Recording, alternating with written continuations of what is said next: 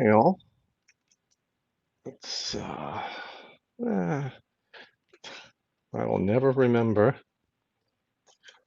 the differences this has between the preview and the actual image. I always seem to compensate the wrong way. Hello, welcome. Hot. Just let me fire up chat here. Hope everyone's finding a way to keep cool. 'Cause I know what we're 92 or so, 93 here in New York, but I bet you some places 10 or 15 degrees hotter than that.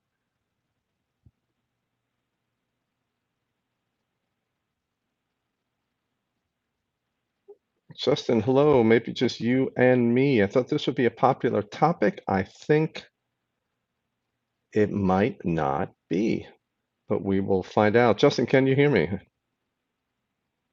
So make sure that if anybody does visit, that they can actually hear me. Uh-oh. All right, Justin, let me go set that.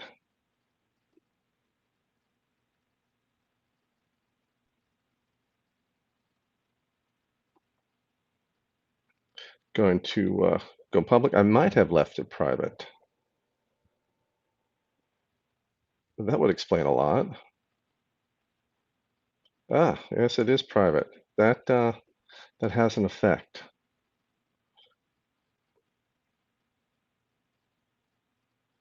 Okay, that should send out the alert. Let's double check here. Okay. Haha. I do that every every few videos. Justin, thank you.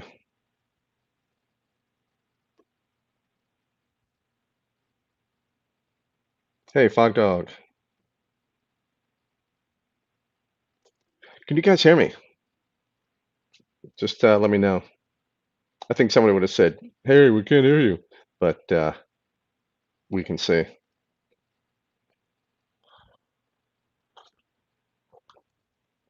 Thank you, Justin. All right, I'll give everyone a couple minutes to come in, but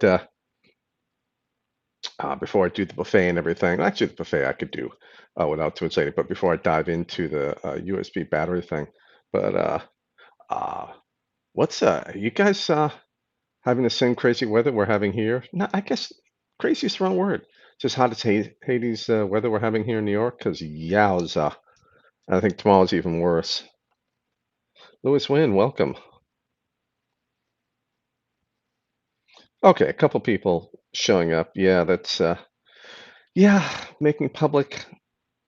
And it's funny, I always leave it private until I check the previews and get the links and all that stuff going, and then kabang, I forget to actually send the notice out. We'll see how many people are eating dinner or watching TV or catching movies. Still didn't do a YouTube notification, so probably going to be low turnout. Yeah, I'm wondering if you go public after the start time, if it still sends out. Well, yeah, I think it wouldn't send out a "Hey, you're starting soon" kind of notice, but you think it would still send out the notification. Tyler Lane, hello. Tyler, did you get a notification? Same with you, Lewis. Did you get a notification, or did you just know it was coming and you came on by? Because I had it set to private until just a couple minutes ago.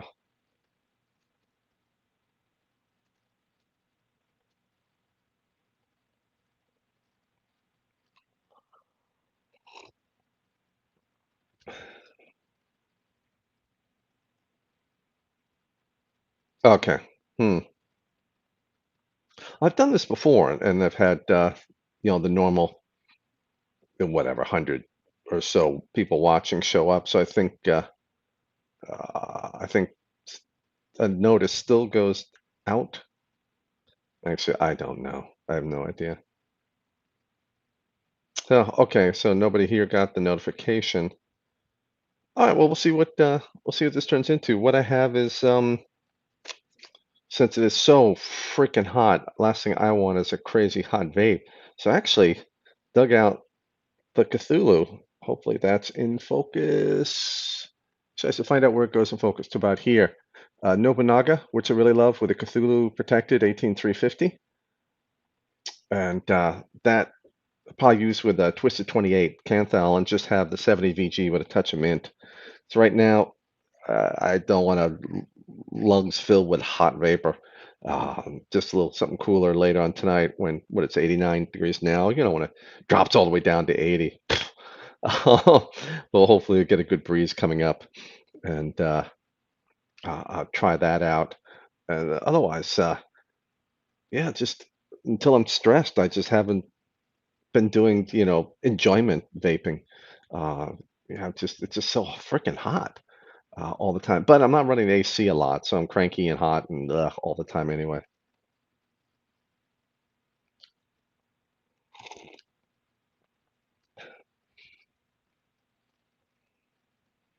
Yeah, it'd be interesting. I wish I could actually. Yeah, I need to set up another YouTube channel just so I can.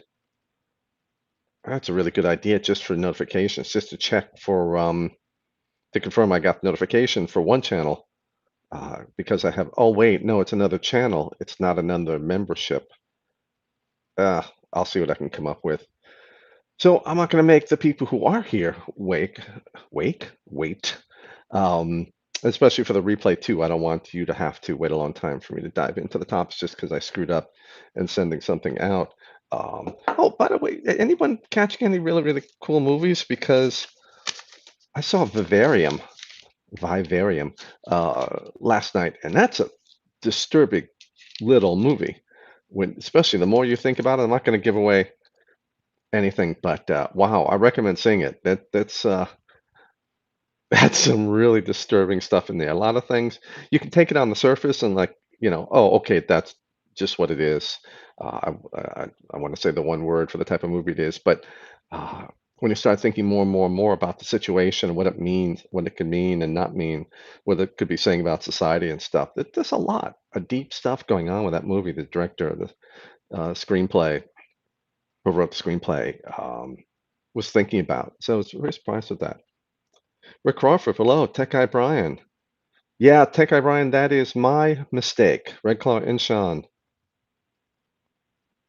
All right, so notifications are going out, but yeah, that's all my screw up Florida vapes. That was me because of just forgetting to send it to public yesterday. So no one got the notice yesterday, and no one got, I believe, it sends out a half-hour notice. I was just talking about having to set up another account just so I can see what notices I get for the one, and then I can not forget like I did today. Um, oh, okay, yeah, a lot more people coming in now. So USB batteries, it's interesting. I guess it comes in waves, and I've gotten more people ask me about them, and maybe it's part of what the mouth to lung uh, thing that's been coming up, not coming up, more popular in the last year or so. The pods and AIOs have led people, pulling back on power levels, and I think at least for the new vapors who are starting pods, AIOs and stuff, when they go over to their first, true mod, quote unquote, uh, external battery device, they may be looking for, lower power setups, and they're not looking to just, jump into megawatt vaping.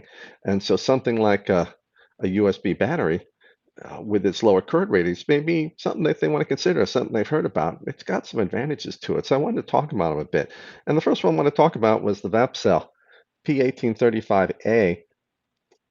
It's an 18650, and there's a USB port up there, which is really nice because it means you don't have to take a charger with you if you go anywhere.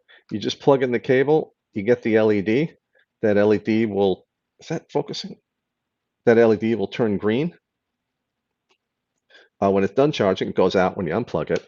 And what what surprised me, I guess in a way when I opened it is a standard 18650 with a cap on it that has a circuit board inside. And they just put that on top, crimp that kind of on top. They add an extra plate. You can see I peeled it up on the bottom. They add an extra plate on the bottom to help um, deal with denting from the device, which I kind of liked because they spot weld the plate onto the bottom, which normally I don't like. The spot welds are fairly high resistance. They're not good for high current levels, high power use. But for something lower power like this, I like it because you get that extra layer of dent protection, which is good 'cause a lot of devices are really hard on batteries and even some chargers too. And this is actually Sanyo NCR 18650GA, my favorite, high capacity, 3500 milliamp per hour 18650. So it's nice to see the VapCell wrapping that. It's got a 10 amp rating, which means these ultra high capacity batteries, they're not great at their ratings. The performance, the voltage sag pulls them down, but 7 amps or so, 20 watts. It's good, in a dual battery device, 40 watts, otherwise a single 20. You can go up to 30. It's just not going to last maybe as long as you might think. And this offers some real options, particularly if you're traveling, because you don't need a charger. You just need the USB cable. You don't need a big round cell charger. You just need USB charging block, which you probably have for the phone or tablet or laptop anyway, and a USB cable. Now, this is micro USB. Hopefully, eventually, it go up to a good USB-C connector. Wow, excuse me. Wow, where'd that come from? That was something I was choking on. And they're different other USB cells out there. Now, the thing about this one is fit, and this is something to look for. There are 18650s with USB connectors in them, but those are 18500s, namely the 50 millimeter long instead of 65 millimeter long. So you have room on top to add the circuitry in the USB connector to turn it into 18650. This one is a true 18650 and a good one. But because they already start with an 18650, this ends up being 69 millimeters long once you add the board on. So that limits it in some for use in a lot of devices. Flashlights or something like that. You make an option. Tube mods you'd probably be okay with as long as they can handle that extra 4 millimeters. But for box mods and a lot of things, you can't fit it. So you may have to look for one that is 65 millimeters long and then take the hit to capacity or something like that. But I still think it offers benefits to those people who can use them, and I wanted to make people more aware of it. There are also options where you can go down to double A's, and this is another VAP cell. 14500 is a double A size. This is double A in size with the USB port on it. Now, this is a 1.5 volt.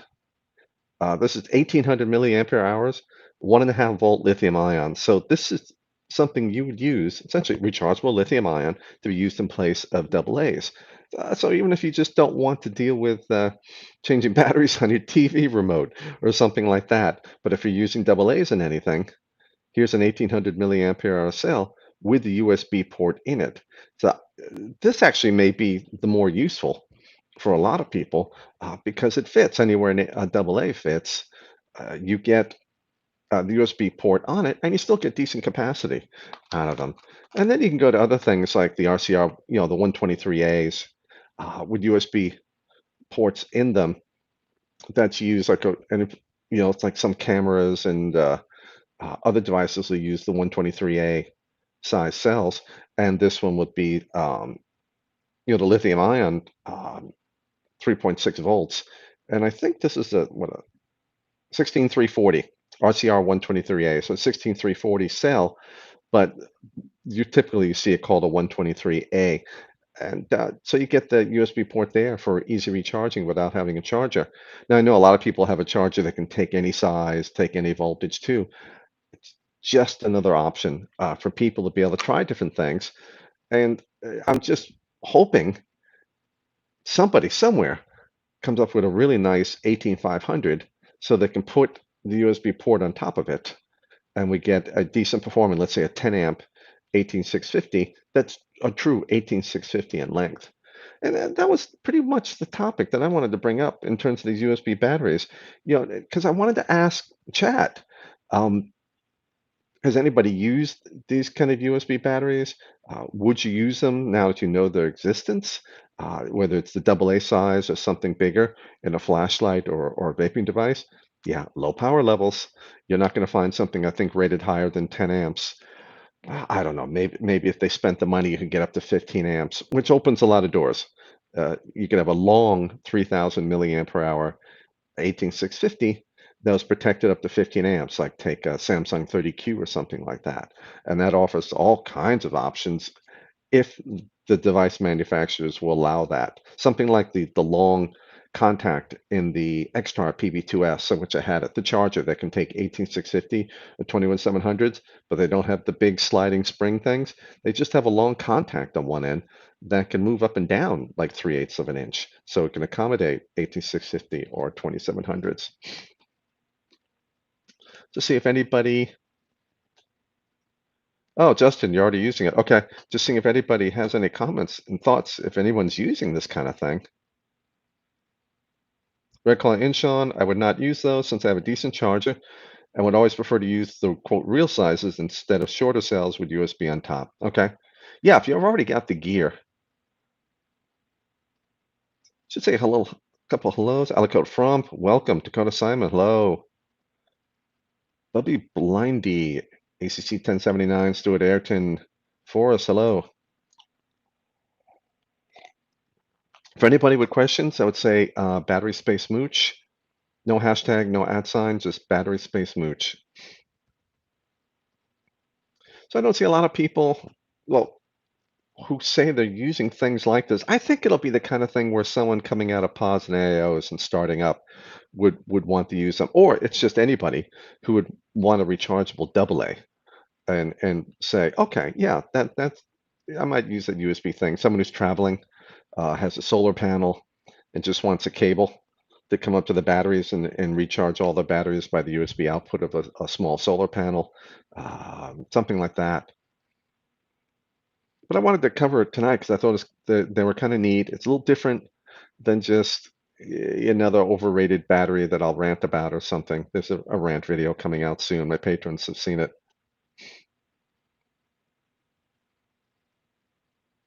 Justin Vickers, they would fit in a 21700 box with the little 18650 caps. There you go. Because they're 69 millimeters long, they probably would fit in a 21700 box.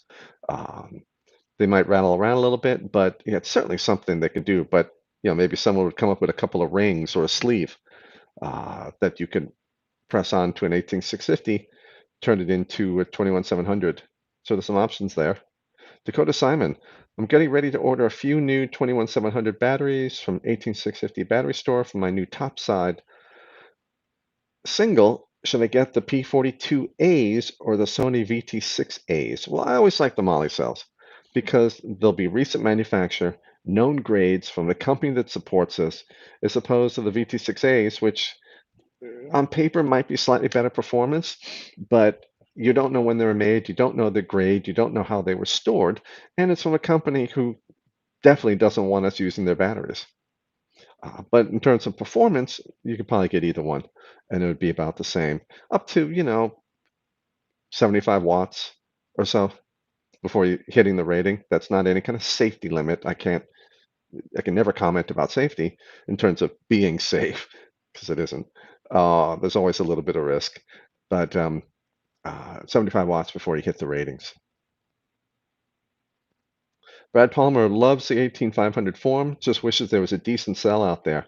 Yeah, I guess it's not worth the investment, I guess, for a lot of companies to improve it because it's the typical application for an 18500 would be like a TV remote or some very low power device, USB fan or something like that. And so they're not going to spend all the money to put either existing chemistry in there that's better performing or try to get a really high performance chemistry to get better performance and capacity out of that much smaller battery, the 18500. But they can certainly do things with it.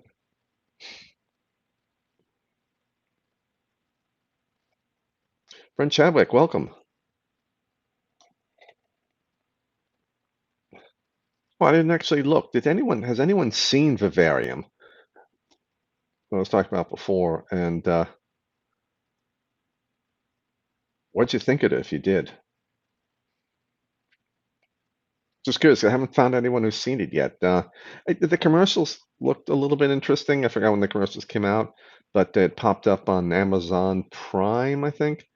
And I was looking for a different thing to watch, and they're like, "Oh, okay." I don't remember the actor and actress's name. Lynn Smith, welcome. Dakota Simon, thank you. That's what I thought. I'll go with the P42As again. Oh, you're already using them? Ah, you should know how well they work. Ordered 2 new top sides. Molly Solidez. Good luck with that. The Irishman, battery space mooch in front. I caught it, but I need that red tag up the top to make sure I catch it. How far are we with the wireless charging for cars built into the road? Well, technology is easy. It's it's it's the billions, many, many billions of dollars for each city to support that. Um, right now, they have it for buses, and it makes a lot of sense for a bus because the bus drives from one bus stop to the next. So you can have the charging pads. Bus, drives up to the charging pad. You put 50,000 watts of radio power, you know, beaming up into the bottom of the bus to wirelessly charge it, inductive charging, and why people are getting on and off, or why it's waiting for a red light or something like that. For cars, yeah, maybe you could put some pads at at the intersections or something like that. But now you have to dig up every single intersection and have all this high power stuff going to it. And then how many spots back? Maybe just the first three car, the first car in each lane get wireless charged and nobody else does. You could set up parking lots and charging mats and things like that. Cars just drive in. You give the guy, you know, $25 instead of $15. I don't know, for parking. Depends what city you're in. In Manhattan, it'd be $100. Uh, and then you can wirelessly charge. It's there. It's the infrastructure. And finding a manufacturer to say, I will take up all that extra room and weight in the car to put the big coil inside the car there. So it'll be interesting to see who dives in first and which city might do that. But they are starting to do it with public buses because for that, I think there's a good return on the investment, good payback for that.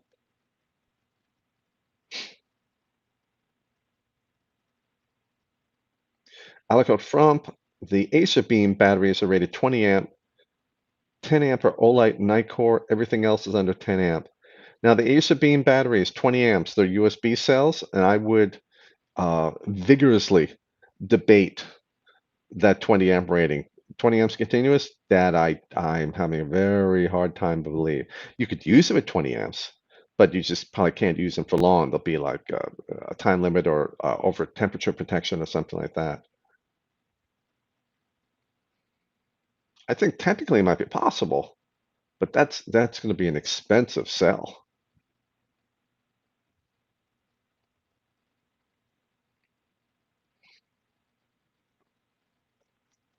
Guessing no one saw vivarium.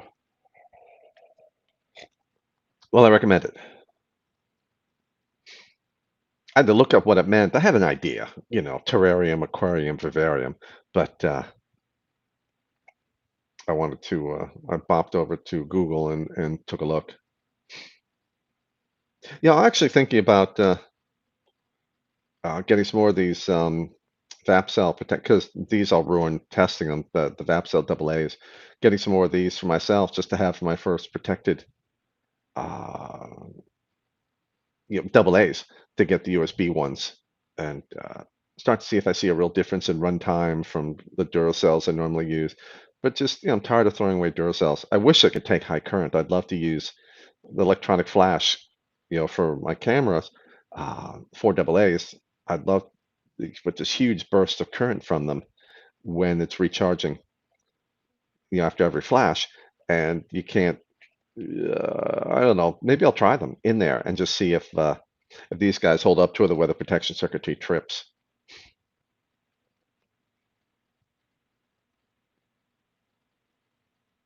Tracy Thompson, hello. Thank you for joining us. No problem being late. I didn't even get notices out until 5 minutes. Thanks to Justin, I was 5 minutes into the show.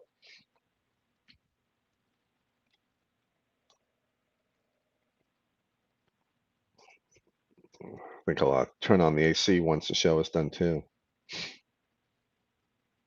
Has anyone actually used The Cthulhu. Anyone have any problems with the board on here? I know I always see people saying they buy additional protection boards for the protected 18350s mechs because there are a couple out there.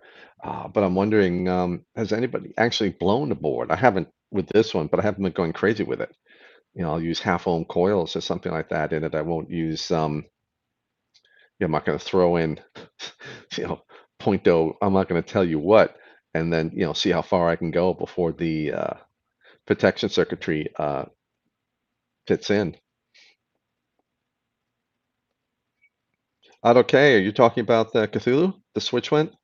Yeah, they're just the little cheapy little switches behind the button there. So I always kind of wondered about that, especially since some of them, so it's like Cthulhu, you can, your thumb presses directly on to that little inexpensive tactile switch there, click switch. So Otto, you just replaced the whole board? Sid, welcome. No problem being late. I didn't even get out the notification until the show started. Didn't blow the board though. Okay. Oh, Billy, the atomizer is the Nobunaga, which I like a lot. I haven't used them very often, but it's one of my favorite atomizers, single coil for a long time.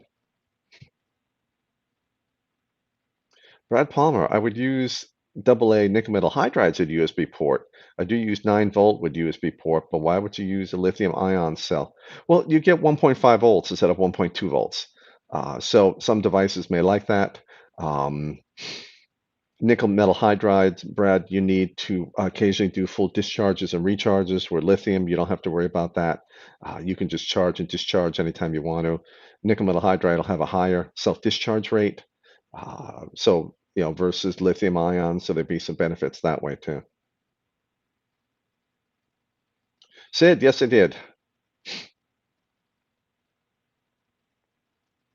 Well, Sid, I was talking about like the VapCell one that uses the 10 amp Sanyo cell on them. I'd ask anybody to battery space mooch. No hashtag, no @ symbol. Just battery space mooch in the front of any questions. That way I can get a nice red alert and see the question.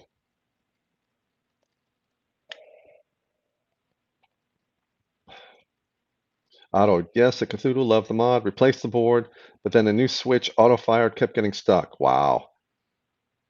I guess that's why everyone says they get 2, 3, 4 protection boards. I got 2 extra just because, oh, extra boards, okay. Because you never know when they'll stop making the device and you want to have, lots of boards. Because, the shell, the button, everything's going to last years and years and years. And it's just that protection board inside. That could be the failure point, in my opinion. Uh, and so I'd want to have spares. Billy, thank you. Yeah, I like that. I want the tip. I wish I had something different for the tip, but and it's got some real tonnage for the weight for the Cthulhu, which I kind of like. The heavy, tall ones always feel like they're tipping over, but a heavy, short one is just a nice fistful.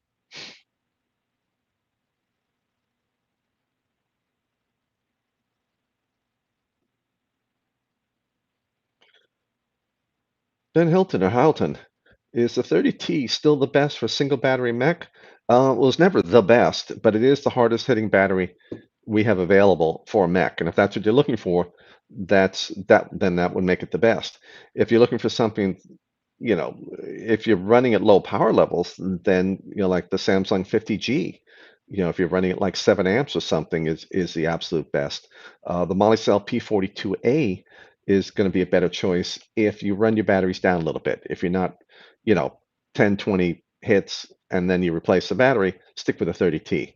Because at about 1/3 through the discharge for the whole battery, the 30T hits harder. But after that, because of its higher capacity, the Molicel P42A hits harder because it holds its voltage up because it has longer capacity. It can run for longer. So for the best, if you just want the hardest hitter at the beginning, get the Samsung 30T.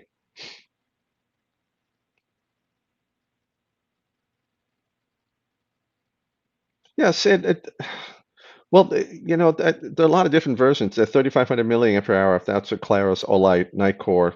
If they're rating of 34, 3,500, it might be that the Sanyo NCR 1860 650GA. It's a good sell though.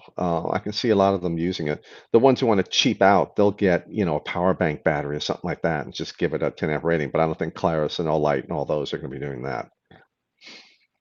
Red Claw and Sean, what's the best way to tell if a married pair of 18650s has gotten too far apart for safe use? Can't use that word, safe. It's never safe. Use in a dual battery device. What's the threshold to divorce them? There is no threshold. Uh, there's no data on it. There's no testing on that because it fundamentally depends on the internal condition of the batteries, how old they are, how much damage there is. There are too many variables to even begin to come up with a number. Um, have gotten too far apart for safe use. Well, I mean, if you're having trouble, if you're putting them back into the charger and they're off by voltages, I mean, it depends on the device too. Um, how far the device lets them get down. I mean, if you're in a series mech, particularly, uh, I have no recommendations other than if you're seeing them coming at further and further apart in voltage when you put them back on the charger, then one of them is reaching end of life and you'll need to replace the set and get a new marriage set. Uh, there's just no numbers I can give you. I don't want to say something like, oh, if you see them more than zero point 0.1 volts apart when you put them on the charger, you think about replacing them. That could be fine for another 3 years and then not change. Or it could be, part of a catastrophic drop in performance for one cell that'll happen over the next week, and you should change them instantly. And if I say something like, oh, use zero point 0.1 volt difference, then that gets quoted as gospel. Everyone says, Mooch said you got to replace it in zero point 0.1. Yeah, but my battery's only 0.11 off. Mooch said zero point 0.1. Ah! Numbers are so dangerous to quote. I'd say if they're holding steady in what's going on, then you're probably okay. Because every battery is different anyway. You're going to see differences no matter what. And chargers will be different from slots. Different slots will have different voltage tolerances. But if you start seeing them drifting apart, then I would think about replacing them. Certainly, if one's acting weird, getting hot, getting physically damaged, wraps are damaged, anything like that, then replace the set. Sorry, I don't have a better answer. There's just no answer to that question. No good answer, at least. Ben Hamilton, yes, harder hitting, about 30T is what I was looking for. Thank you for the advice. You're welcome, sir. Stian Halverson, I was at the vape shop and saw the new VTC6A 21700. Why? Well, it's been around for at least a couple of years. Why is it not the amp rating higher than the 18650? Thanks from Norway. Well, a larger cell doesn't have to be higher current rating. It just be higher capacity. Because higher current ratings, you need thicker foil to put all the goop on. You need thicker metal tabs, taking the current out from the spiral wrap to the top and bottom of the battery. So you get a choice of more capacity or a higher current rating, maybe a little bit of both, but you can do a lot of one or a lot of the other. And the client that ordered the VT6A or the market the VT6A 21700 was targeting was a market that wanted higher capacity, which is by far the larger market over higher power market.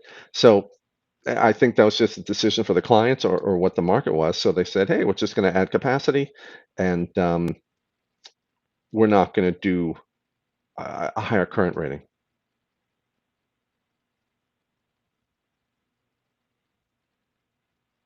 Choya, is that how it's pronounced? Well, my apologies. Thank you for coming. Choya Ranch. See, that's what I get for being a northerner. Complete inability to pronounce anything. Irishman, battery space mooch up at the front. Oh, okay, it just had a misspell. What's your opinion on arc marks? Well, I don't like them. If we remove the marks, are the batteries safe to use? They were never safe to use in the first place, or are they compromised at this stage? Well, understanding this is always a risk. Batteries aren't safe anyway. There's always a risk. They're never supposed to be used outside of a fully protected battery pack. So we're taking risks using them already. Anything you do beyond that to the battery is additional risk. Now, arcing marks themselves, it's it, they're not doing anything unless it's on the bottom and it's blasting through the metal. I mean, if you are burning holes into the bottom of your battery, that's a big issue. And this can happen over time. It's just thinning out the metal, especially if you're taking off the arc marks, the high points. Um, you're going to burn through the bottom of the battery eventually. But let's say it's only on the top. I'm not worried about burn through there because it's a separate contact sitting up in the air. Um, Arc marks on their own on the top of the battery aren't going to compromise the safety of the battery. They're still got that risk always. Bad wraps and short circuits are by far the bigger problem than arc marks. But I'd say get rid of them. You know, every day if you have to, twice a day if you have to. It's just part of the regular maintenance of a mech. And if you've got a constant contact switch on the mech, then you got to get the arc marks out from the inside of the switch eventually. Also, that I don't see as a big safety issue. That's more of a performance issue.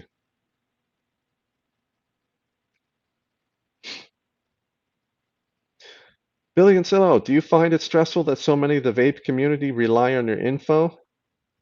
Stressful? It's a combination maybe of stressful because you have to spend 90% of your time is thinking about how you have to answer because you have to answer in much longer answer than you might normally do.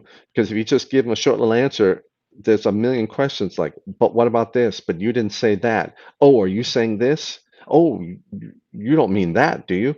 And you just say, oh my gosh. And so you just say it all in the one answer. It's also very flattering that people, listen to you, but they should be listening to a lot of people. Good question. Ben Helton, is there a way to bring a battery back to charging status if no. Well, yes, there is. If the voltage has gone below what your charger will recognize. Well, if your charge is set for about 2.5 volts, I'd say don't bring it back. Just replace the battery because you might have damaged it. I don't know if it's damaged or not. So I'm forced to err on the side of caution. If I'm getting any kind of advice, I have to err on the side of safety and say to replace the battery. If it's set for like 3 volts or something crazy high like that, and the battery's at 2.6 volts, well, yeah, you can use some other method. A different charger or something like that. There are ways to bring it back, but batteries in general shouldn't be revived. If they've gone too low, they might be damaged, and you just have to get a new set of batteries. There are too many unknowns for me to answer that question any other way than that. Red Claw Inchon was talking about differences between batteries. Guess I'll keep checking the charger for too big a difference in voltage. Yeah, if you see it growing, that's a sign something's wrong. Alucard Fromp, they stink when it comes to cold weather performance. I have to charge them, I guess, every 2 weeks in winter. I guess you're talking about like USB cells, flashlight cells.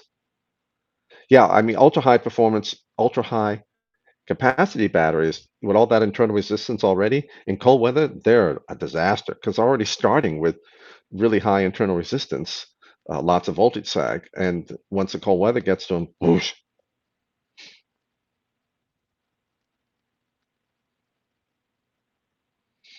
Sid says people are so dependent on what others are saying instead of putting some research themselves. It's nothing wrong with asking questions. I do it myself all the time if I'm unsure or cross-checking something. Yeah, it's I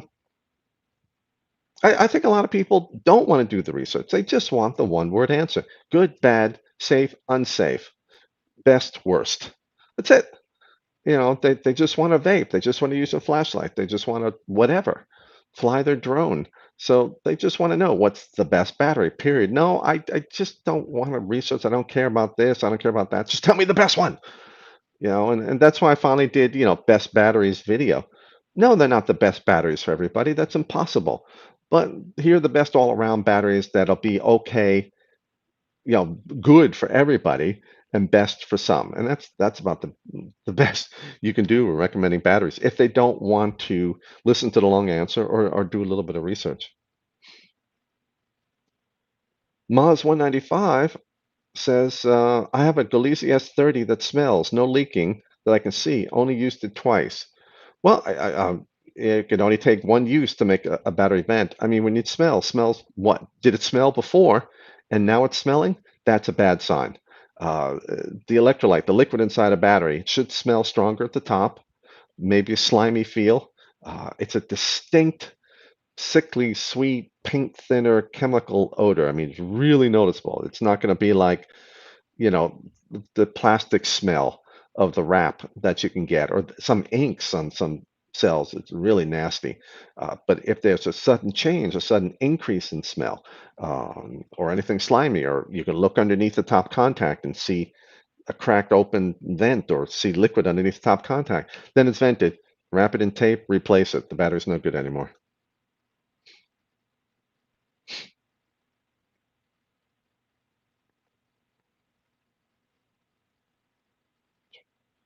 Joshua Anthony Miller, hello, sir. Thank you for joining us. Ben Hilton, thank you again for all you do. Thank you. I had a couple 18650s that cashed out from sitting, so I'll just replace them. Thanks again. Yeah, that's typically, they get put aside or someone buys 20 of them, they're not rotating through them or something, or they get used and put aside and people forget and then they come back a couple months later, 6 months later, they're only half charged to begin with, maybe less, and they go down too low. And that's where the damage can happen when they're sitting for a long time with low voltage. If you've got a mech and you vape something down for some reason to 2.5 volts, you can probably just recharge it back up because it spent so little time down there. Sovereign Knight, welcome. Sid reminds us that a new battery pair is always cheaper than the consequences of having a battery go boom or something. Maz 195, like acid. No acid in our batteries and no lithium to react with water in our batteries. It's an organic solvent, think paint thinner, with lithium salt in it. And for anyone who's worried about water getting on batteries, there's no metallic lithium in them. It won't react with water.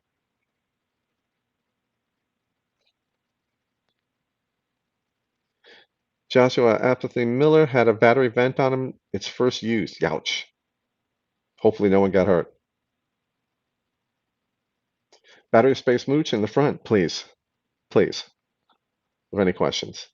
Sovereign Knight. Hey Mooch, I picked up a set of 21700 P42As and he thinks they're fantastic. Tend to use in a high power flashlight. Awesome. Yeah, they're great cells. And you can get, now that we have um, what's the word? Authorized vendors. So we can get recent manufacture, known grades, haven't been sitting around for a couple of years, anything like that. And we get a good performing cell. Now they're a little bit larger. I don't know, half millimeter or something larger than some cells. So some places they don't fit, but otherwise they're terrific cells. Alicode Frump, what has been your experience on cold weather effects on lithium batteries? Um, it makes them perform like crap. The colder the weather, the higher the internal resistance, so the greater the voltage sag. And if the batteries get cold enough, the instant you use them, bam, they'll just drop down to like 3 volts or something like that. Essentially, as the temperature drops, you have to use them at lower and lower power levels in order to use them at all because you're getting greater and greater voltage sag. So you have to compensate for the voltage sag by lowering your power level. And then certainly anything below freezing, 32 Fahrenheit, 0 Celsius, uh, definitely don't recharge them, but just I would say don't use them. Most lithium-ion batteries are rated down to minus 20 degrees Celsius. I forgot what the Fahrenheit is for that. Um, but the performance will be crap, and you don't even think about recharging them till they're getting back up to close to room temperature again. But the performance is just terrible. The very short running time before it drops down to a cutoff voltage for the device. Ben Halton, also your video on cleaning up the contact on an SQ clutch also does wonders on the top side. Excellent. You should include top side in your video title. My top side really rips now. I'd have to, um, wait, top side's a regular device. Wait, which top side? Oh, the SQ topside? I'd have to get one here. I have to test it out. I don't want to just change the title on it, but I'm glad it's working great for you. Most maintenance type things, you just it's contacts are contacts. So it's really just a different shaped contact, something like that. And what works on one works on the other in terms of polishing the contacts, keeping the arc marks off, things like that.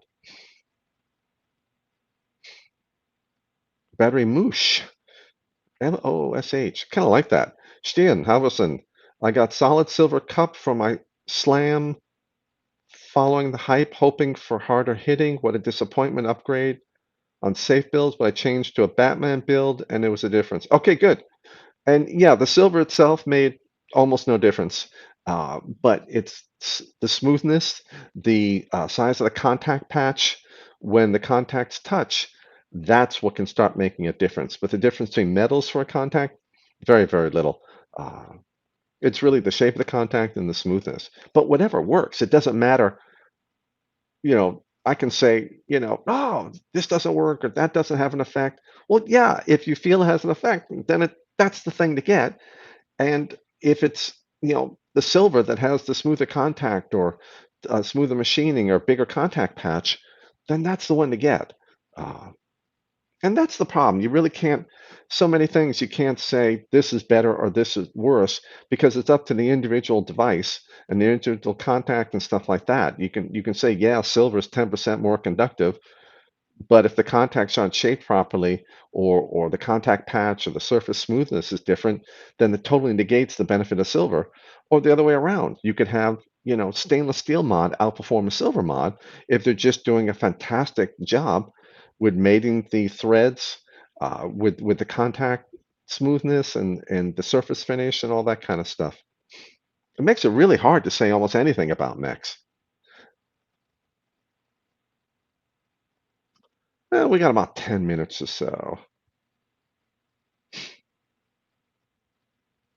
Sovereign Knight has a little bit of battery rattle with 40Ts. Oh, sounds like, yeah, P42As would be about perfect then. I can't say whether they will fit, definitely or not, because I don't have a zebra light. But the P42As will fit a little bit better. Hopefully, they're not too big, but they are larger than the 40Ts.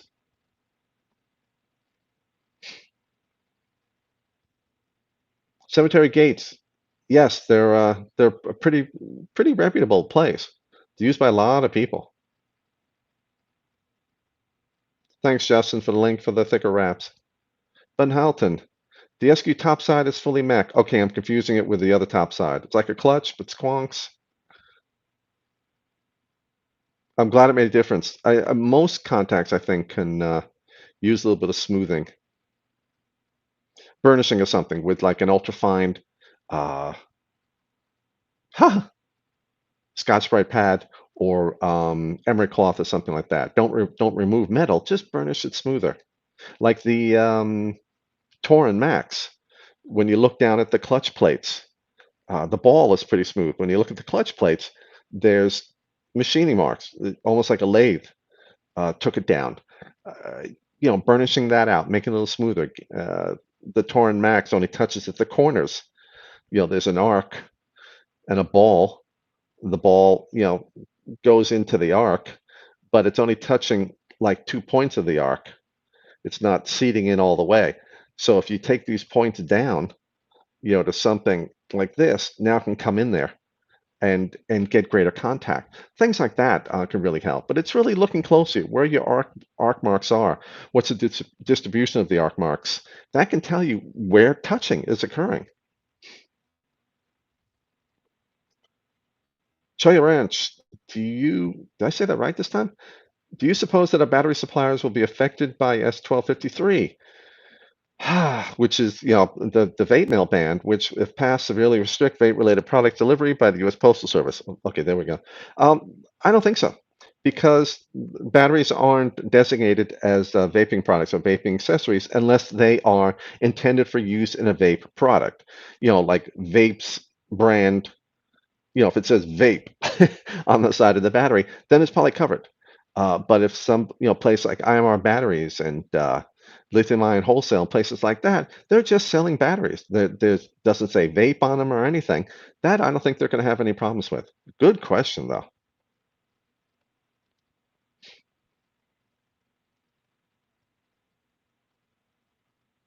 Yeah, sovereign night, we just don't know how much room. I mean, do you know the internal diameter for your light? Then we can tell you. Um, they are larger, a fraction of a millimeter larger, but we don't know without knowing the size of your flashlight if they will definitely fit without rattle and will they go into the tube, period. Home comforts. The silver cup on the slam piece stays cleaner longer than the copper, though, I find at least, being lazy. I like silver for maintenance a lot more than copper. I don't get silver anything for performance because the performance difference is tiny. It's going to be how the designer cuts the threads, how the threads made, how are the things machined. That's going to be a bigger difference. But for maintenance, I like silver much more than copper. And I'm one of those people that copper stinks on my hands anyway.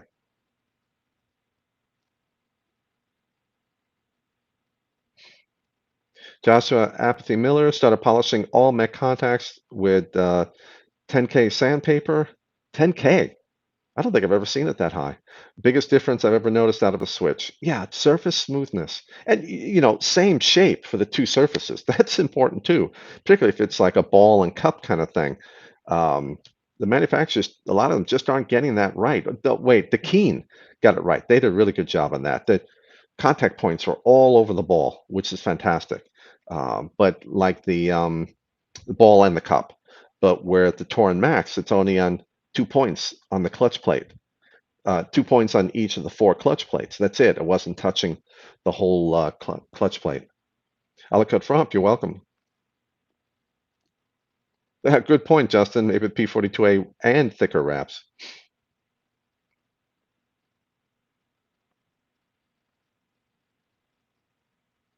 Sovereign Knight, I'm hoping that Mooch is meaning they are fatter rather than taller.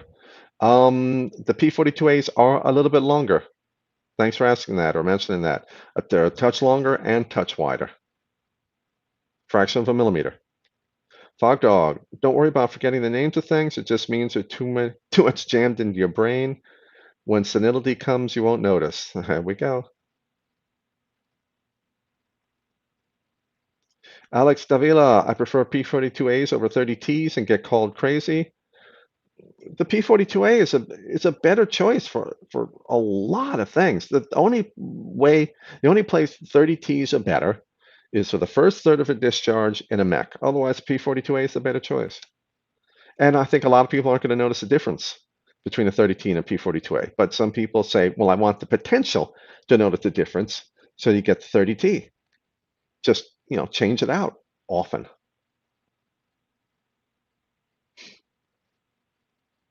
Tracy Thompson, sorry about it, Mooch. I got to run early for once. Have a good night.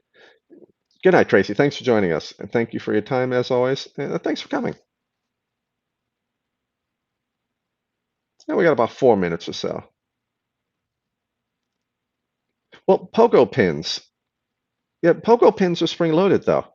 The limited range on the pogo pins. It might only be 50,000th of an inch or something, but pogo pins are typically spring. Well, I've never seen a non-spring loaded pogo pin, but limited range.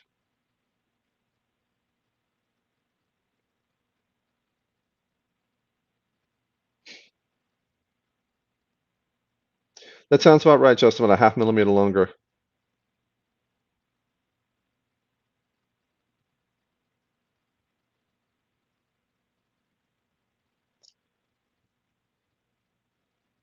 Also, you light. I always see your name as All Soul Light, which I thought was an interesting name. But also, you light. Which cell that we can buy brand new has the highest energy density? I never ran the equations for the different sizes. So I don't know like a 3500 milliampere hour 18650 compares to like the Samsung 50G 5000 milliampere hour larger cell, but you get 5K, you get 5 ampere hours versus 3.5 amp hours for 18650. You'll have to run the equations for energy density, for volumetric efficiency, essentially. But also, what kind of current ratings you're talking about. Can you deal with 5 amp, 3 amp current ratings? Something like the Panasonic 18650G at 3550 milliampere hours, but you're way down in your current ratings, 5 amps or under that. Couple more minutes.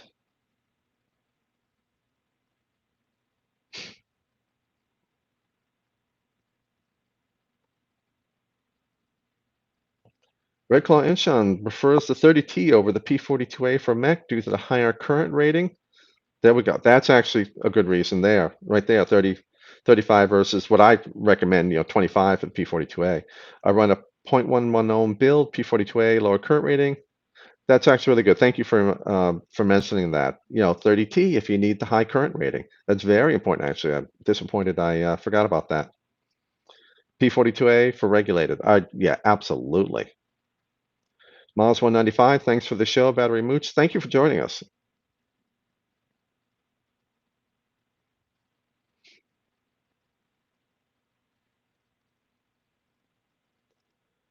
And Sid dispensing the flashlight knowledge. That's such. I can see myself totally diving into that, community and getting involved with that. And I'd probably get an integrating sphere to measure light output and some insane things like that. But which is why I haven't touched it at all. I don't want to be tempted. Sheehan Hubbardson always uses 30Ts in the mix, feels the safest when you do the banned Batman builds. Yeah, the point oh, I'm not telling you what ohms resistance. No, Sovereign not. I am not. Nope, nope, nope. Can't afford it. Can't afford it. Too big a rabbit hole. That's some cool lights out there. Justin Vickers. Yeah, they actually started 7:55 last week or the week before. But thanks for putting up the link. Mowgli Vapes. I almost said Mal. Mowgli Glades. Thanks for joining us. Stay safe yourself, sir. And I think that will be about it for the evening. Everybody, thank you very much for joining us. Thank you for the questions. Thank you for the comments. And everyone, stay safe, stay sane if you want to. And I'll see you all next week. Take care.